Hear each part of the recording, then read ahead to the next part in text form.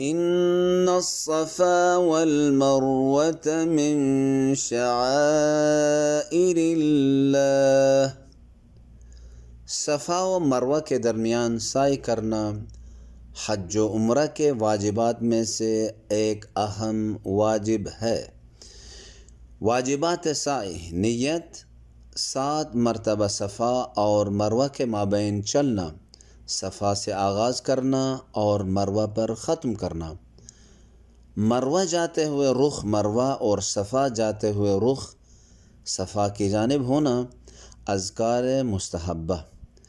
سعی کے ہر چکر کی مخصوص دعائیں ہیں۔ صفا و مروہ کے پہلے چکر کی دعا: بسم اللہ الرحمن الرحیم، اللہ اکبر کبیرا والحمد للہ کثیرا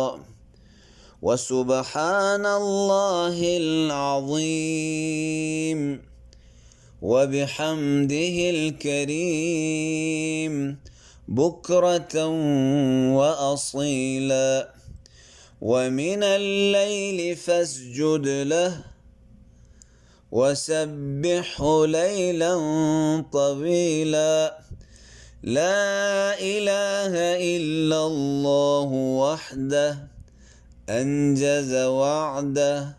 ونصر عبده وهزم الأحزاب وحده لا شيء قبله ولا بعده يحيي ويميت وهو حي لا يموت ولا يفوت أبدا بيده الخير وإليه المصير وهو على كل شيء قدير رب اغفر وارحم واعف وتكرم وتجاوز عما تعلم إنك تعلم ما لا نعلم إنك أنت الله الأعز الأكرم رب نجنا من النار سالمين غانمين فرحين مستبشرين مع عبادك الصالحين مع الذين أنعم الله عليهم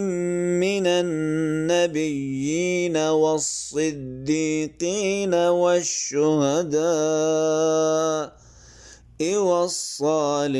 والصالحين وحسن أولئك رفيقا ذلك الفضل من الله وكفى بالله عليما لا إله إلا الله حقا حقا